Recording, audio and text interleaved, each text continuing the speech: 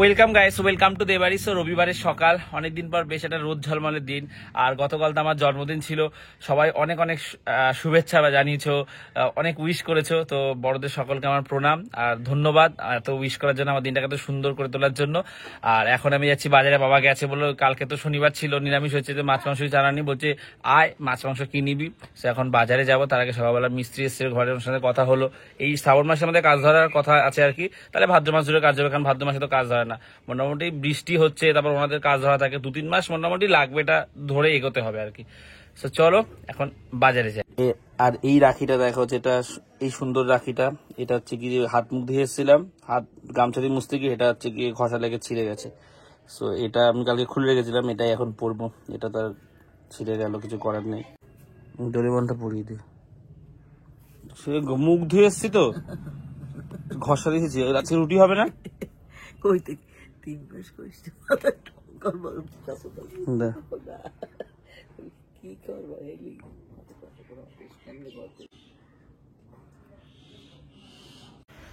চলো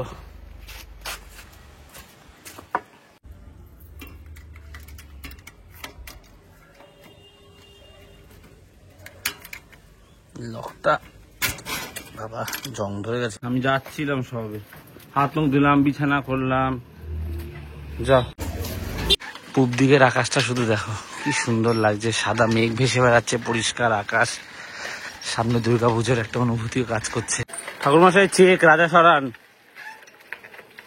নাহলে যাবো কি করে রাজা না সারাতে। রবিবার বলেই এত বেলাতে ভিড় আছে, এত মাংসের দোকানে কত, আমাকে ওই লাইনে দাঁড়াতে হবে 15-20 জন। এই পেঁপে গাছটা দেখো, ছোট ছোট কি সুন্দর পেঁপে হয়েছে, দেখতেও বেশ ভালো লাগছে।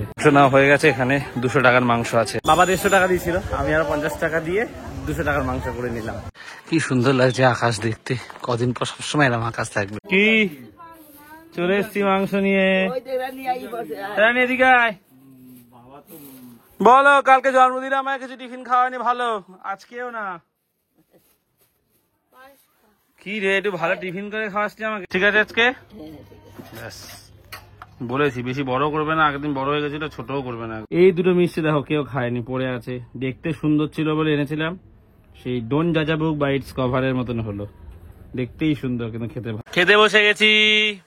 সকালবেলা টিফিন আজকে পায়েস আর মুড়ি, অনেকটা পায়েস রেখেছে। বাজারে মাংসের দোকানের সামনে সাইকেলটা রেখে এসেছি ভুলে, বাবা এখন মনে পড়লো যাচ্ছি আনতে, মানে অতগুলো লাইনে দাঁড়িয়েছে, আমার মাথা দিয়ে বেরিয়ে গেছে ব্যাপারটা। লক করে এসেছি, বলা যায় না, এবার দেখা যাক, আশা করা যায় ঠিক থাকবে। এই যে আমার সাইকেলটা এখানে আছে ঠিকঠাক ভাবেই, মাংসের দোকানে একদম সামনে। এই গলি দিয়ে ছাওয়া দিয়ে যাচ্ছি, সিটটা তো গরম, বসা যাবে না, আগুন হয়ে গেছে একদম। মাংসের দোকানের সামনে গেছি, তখন যেরকম লাইন দোকানে, এখনো সেরকম লাইন। সবাই ভাবছে যে কারো না কারো সাইকেল সে দাঁড় করিয়ে মাংস নিচ্ছে, এই জন্য সেফ রয়েছে। মা আর বাবা চা খাচ্ছে, আমি এখানে পায়েস নিয়ে হয়েছে। এবারে পায়েসটা অত ভালো বানাতে পারেনি, সবাই সেটা বলেছে মাকে, চালটা বেশি দিয়ে ফেলেছে মা, কোনো সময় এত চাল দেয় না, তাই আমাদের মুখেই তার।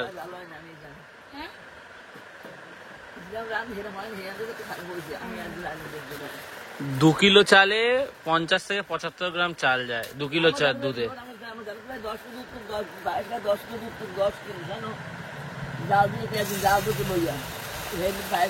দুটো 56 এই ভাটনি স্টেশনে চলে এসেছি, বাবার দোকানের সামনে। আজকে প্রচুর রোদ, আকাশ পুরো নীল সাদা, একদম পুরো চারিদিকে নীল সাদা।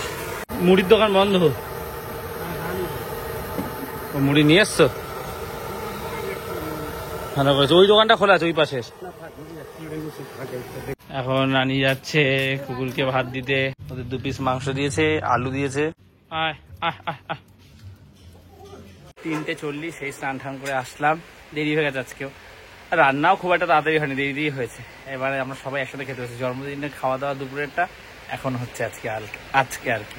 করলা কুমড়ো ভাজা, এটা হচ্ছে বড়া, আর এখানে হচ্ছে মাংস। এই যে বাবা মালপত্র নিয়ে ওই ঘরে যাওয়া শুরু করেছে, কম্বলটা নিয়ে গেল বাবা। হচ্ছে ঠিক তার পরের দিন সকালবেলা, কালকে বিকেলের ব্লগটা কন্টিনিউ করা হয়নি। আজকে আমাদের ঘরে বেড়াগুলো খোলাবে, টিনগুলো খোলাবে, মিস্ত্রিরা সব একটু পরে আসবে, 7টা এখন বাজে। আমরা ঘরের জিনিসপত্রগুলো টুকটাক যেগুলো আমাদের নিয়ে যেতে হবে। ওনারা বলেছেন খাট আলমারি সব ওনারাই বার করে দেবে। আর দরজাটা তো ছোট হয়ে গেছে ঘরটা উঁচু করার পরে, তো বের করা চাপ হয়ে যাবে। এটা খুললে তখন আরামসে বের করা যাবে আর কি। আমরা তো সামনের ঘরটা থাকবো জেঠুর ঘরে, এখন সব মালপত্রগুলো এক এক করে নিয়ে যাবো আমি আর বাবা মিলে।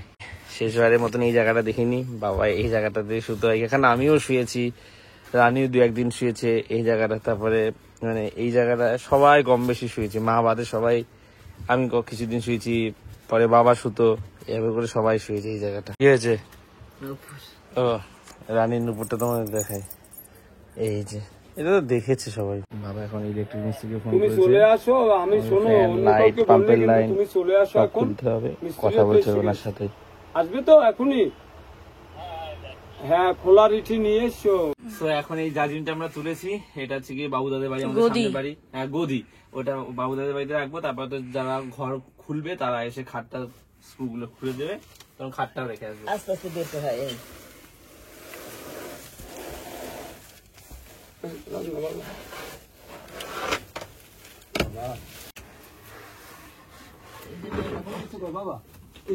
গদিটা রাখতে গিয়ে অবস্থা খারাপ, বার করতে গিয়ে হালকা একটুখানি মানে হালকা ছোট ছোট যে 2-3 জায়গা ছিঁড়ে গেছে হালকা একদম। আর উপরে বাবুদাদের ছাদে তুলতে গিয়ে অবস্থা খারাপ। ভাজ মানে ভয় লাগছে কতটা ভাজ করবো না করবো, করেছি তাও যেতে যাচ্ছে না ভাজ করে। অনেক ঠেলে ঠেলে তারপর উপরে নিয়ে গেছি আর কি 3 তলায়। ঠাকুরের আসন, সেখানে সব ঠাকুরের ফটো ছবি মূর্তি যা রয়েছে সব ওই ঘরে নিয়ে যাওয়া হবে যেখানে আমরা থাকবো আর কি। এটা কি দিয়ে আসি, অনেকটা জায়গা দখল করে রাখবে এটা না হলে। এই নীল সাদা বাড়িটা বাবুদার বাড়িতে ওই 3 তলায় রেখে আসছি সব।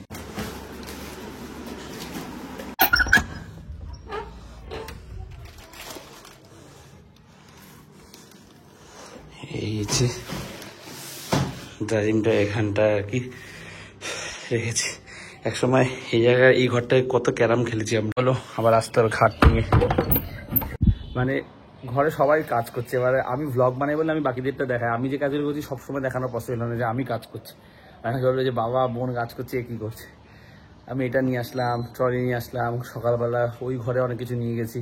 তো সব কিছু আমারগুলো দেখানো হয় না, আমি ভ্লগ বানাই তাই বাকিদেরটা দেখাই।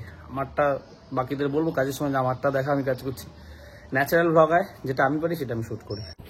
ব্রাশটা করে নেবো এবারে। না নিজ দিয়ে বাবার উপরে ভাতটা দে, খাটের উপরে টিভিটা পুরো একা ধরিস না, বাবার উপরে ভাতটা দে। আমি দেখে আসছি ওই ঘরে যাবো তো টিভি নিয়ে। আসতে আসো বিয়ে দিয়ে তাকিয়ে। মোটামুটি সব হয়েই গেছে, মাই আসছে, মাকে তো ধরলে মা রেগে যায়, একা একাই আসছে। ঘরটা একবার দেখে না পিছনে ঘুরে, ভেঙে দিচ্ছে অবশেষে এতদিনের ঘর আমাদের। আসে আস্তে আস্তে, বহু স্মৃতি জড়িয়ে আছে। নতুন ঘর হলে সেটা তো আনন্দ, এটা ভেঙে দিচ্ছে একটু মন খারাপ করেছে কোথাও যেন, যে এতদিন এটা থেকেছি, বহু স্মৃতি জড়িয়ে। এই যে পরিষ্কার হয়ে গেছে, খাটটা থেকে বার করবো। এই জায়গাটা এরকম রয়েছে খালি একদম। আর মিস্ত্রিবাবু চলে এসছে, ফ্যানটা খুলছে, আলমারিটা তো ওনারাই বার করে দেবে, খাটটা খুলে দেবে, ব্যাস পুরো ঘর ক্লিয়ার। এই যে মা চলে এসছে এই ঘরে। এই ঘরটা আপাতত এরকম এলোমেলো রয়েছে, এটা আমাদের গুছিয়ে ঠিক করতে হবে। তা খোলার কথা মাথায় ছিল না, ব্যাস আবার এসছি বাবুদাদের ছাদে এগুলো রাখতে। কম্বলটা দুপুরটা যাই, অনেকদিন যাওয়া হয় না, প্রায় 2-3 বছর পরে এসছি। লাস্ট 2-3 বছর এখানে ঘুরে বেড়ানো হয়নি। আর যারা বন্ধু বান্ধব থাকতো এই বাড়িটাতে সামনে থাকতো, ওরা চলে গেছে এখান থেকে অন্য জায়গায়। ওদিকে 1-2 বন্ধু তোরা অন্য জায়গায় চলে গেছে। উপর থেকে তোমাদের আমাদের এলাকাটাকে দেখাই। এই যে এখান থেকে বহু ঘুরে উড়িয়েছি। ওই যে আমাদের বাড়ি, আমাদের ঘর, কি সুন্দর লাগছে উপর থেকে দেখতে। কত স্মৃতি মানে বলে বোঝানো যাবে না। আমার মনে পড়ছে ঘুড়ি ওড়ানো, ঘুড়ি ধরা, আলাদাই প্যাক মারা, ভোগ কাটা, লুটে খা, চেটে খা, পুটে খা, এরকম কত কিছু বলতাম আমরা। সব আলাদা দিন ছিল। আমার চোখে মুখে ফুটে উঠছে আর কি সেই আনন্দ খুশিটা, দারুণ। জামা কাপড়গুলো পোটলা করছি আমরা এখন, ফ্যানও খুলে দিচ্ছে। কত জামা কাপড় দেখো এখানে, কিরকম লাগছে ভিতর থেকে। হয়েছে, এটা নিয়ে যেতে পারবে একা?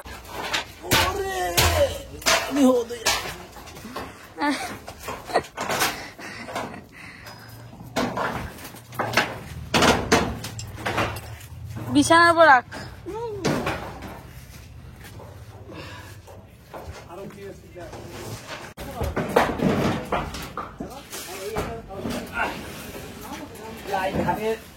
কোথায় রাখবে এটা? বার করতে আবার বাবা বলবে কোথায় রাখবে এটা। ফাইনালি গেল, এটা ভিতরে রাখা খুব চাপে, লাইন করার জন্য উপরে উঠেছে এখন। ওদিকে 2-3টে লাইন নিয়ে তুমি ওখান দিয়ে গেলে ভালো হতো। তো ঘর তো মোটামুটি অর্ধেক খুলেই দিয়েছে, যাই হোক এখন অনেক কাজ আছে। আর এই ব্লগটা কন্টিনিউ করছে না, এখানে শেষ করছি। ব্লগটা ভালো লাগে লাইক করে দিও, আর যে বাড়িতে প্রথমবার সেটা সাবস্ক্রাইব করে দিও। তো আজ এতটাই, আবার কাল কথা হচ্ছে, চলো টাটা।